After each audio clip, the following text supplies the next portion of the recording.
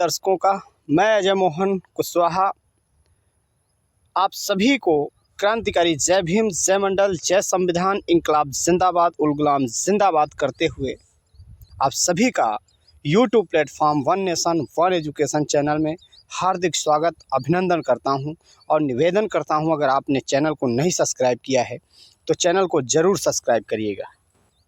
साथियों, मैं आप सबको आज ले चलता हूं राजनीतिक सियासत, राजनीतिक गलियारों की तरफ।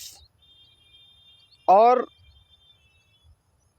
20 नवंबर को उपचुनाव, जो उत्तर प्रदेश के 9 विधानसभा उपचुनाव होने जा रहे हैं, उसमें हम आप सबको यह अवगत कराना चाहते हैं और बताना चाहते हैं कि साजिशें इतनी मजबूत कैसे बनाई जाती हैं आरएसएस और बीजेपी की, उस तरफ ध्यान आपका आकर्षित करना चाहते हैं। साथियों, जब जब इस देश और प्रदेश में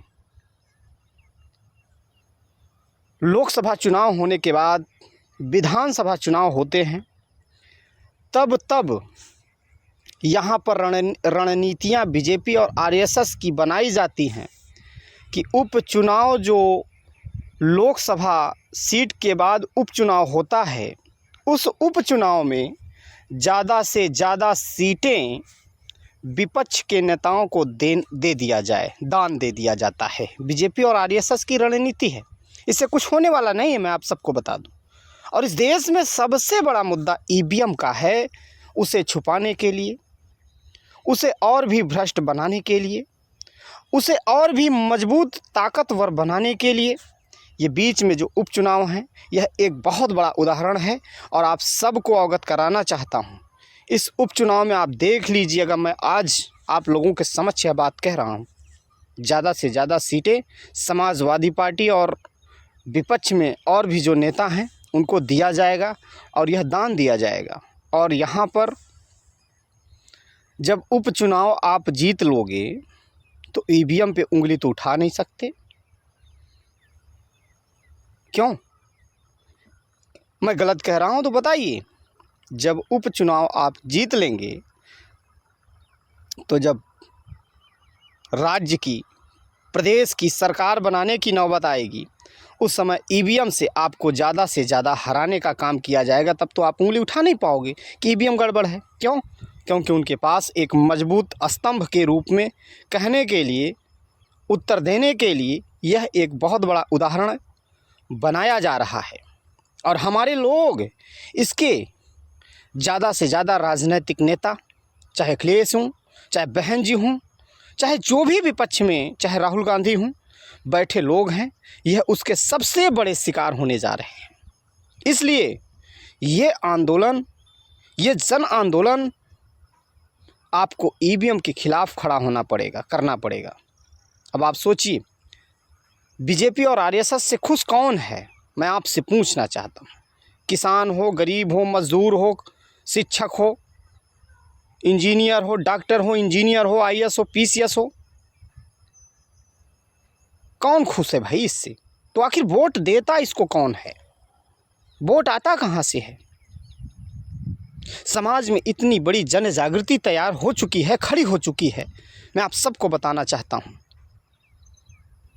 कि संभवतः इस देश में जो 5 किलो राशन, घी, तेल, नून और कॉलोनी का उदाहरण दिया जाता है, अब लोग इससे भी बिकना बंद हो चुके हैं। जो ये लोग कहते हैं कि लोगों को 5 किलो राशन और मोदी की कॉलोनी और लैट्रिन लुभावने हैं, मैं आप सबको बता देना चाहता हूँ, ये जनता, ये बहुजन समाज जाग चुका है अपने हक और हुकूमत के लिए। मैंने एक नारा दिया था चुनाव के समय, नोट डट के लो और वोट हट के दो। नोट डट के लो और वोट हट के दो।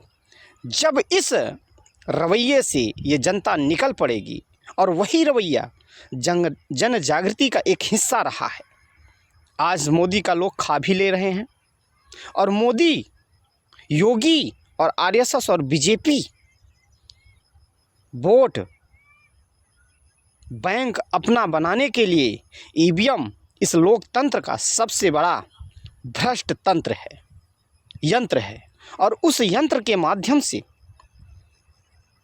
उदाहरण के तौर पे हमारे लोग ये ज़रूर कहते हैं कि हमारे लोग बिक जा रहे हैं। हमारे लोग नहीं बिक रहे हैं, हमारे इस देश के नेता बिक रहे हैं, बहुजन समाज के नेता बिक रहे हैं। SC ST OBC समाज के जितने लीडर हैं ये कहते हैं, मुझे शर्म आती है कहते हुए।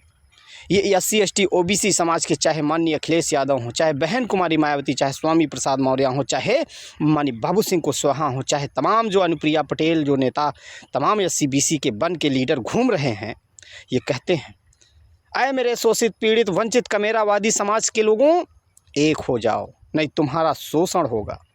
लेकिन मेरे बहुजन समाज के लोगों, मैं अजय मोहन कुशवाहा आप सबको यह बताना चाहता हूँ, ये नेता एक होने के लिए जनता को बोलते हैं, परंतु ये नेता एक नहीं होते, कभी कभी नहीं होते। तो हम कैसे एक हो सकते हैं? इसलिए मैं आप सबसे दरख्वास्त करूंगा कि इस चुनाव के भरोसे, इस उपचुनाव के भरोसे ईवीएम का जन आंदोलन मत छोड़िए मेरे बहुजन समाज के लोगों। जो ये लोग कहते हैं कि ईवीएम नहीं भ्रष्ट है, ईवीएम से घोटाला नहीं हो सकता, अगर ईवीएम आप नहीं हटाना चाहते तो उसमें से जैसे कोई व्यक्ति वोट देता है, उसकी बैलेट बॉक्स से एक पर्ची निकाली जाए जिस पे मैंने वोट दिया, उस पर्ची को एक बैलेट बॉक्स में डाला जाए और ईवीएम से आप चुनाव कराइए, मतगणना कराइए, परंतु वह पर्ची बैलेट बॉक्स में डालने के बाद हम वोटरों की वह पर्ची भी तो गिनी जाए।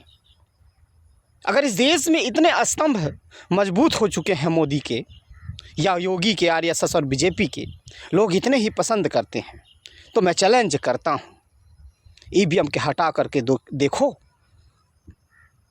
ईवीएम जिस दिन हट जाएगी इस देश से RSS और BJP की नस्ल नाबूद हो जाएगी मेरे बहुजन समाज के लोगों। मैं कोई विरोध नहीं कर रहा हूँ RSS और BJP का, परंतु यह ज़रूर कह रहा हूँ क्योंकि इनकी जो जड़ें हैं पूरी तरह गरीबों के, शोषित पीड़ित वंचित कमेरावादी लोगों के हक और हुकूमत के जड़ों को पूरी तरह से ख़त्म किया जा रहा है।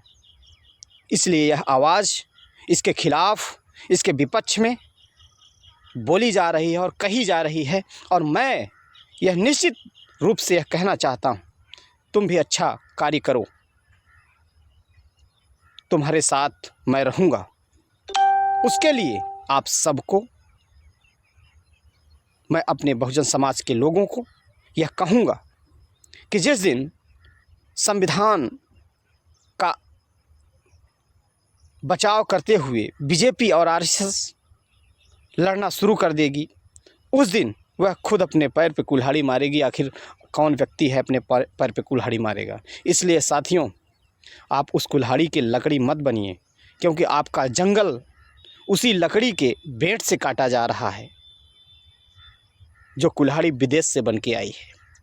तो इसलिए उस कुल्हाड़ी का बेंट मत बनिए मेरे बहुजन समाज के लोगों। और इस उपचुनाव में आप लोग देखिएगा, विपक्ष में सबसे ज़्यादा सीटें आएंगी और कहेंगी कि मेरा माहौल 2027 का बन गया। मैं बधाई देता हूं, आप जीतो, परंतु ईवीएम का जन आंदोलन मत छेड़ो मेरे बहुजन समाज के लोगों।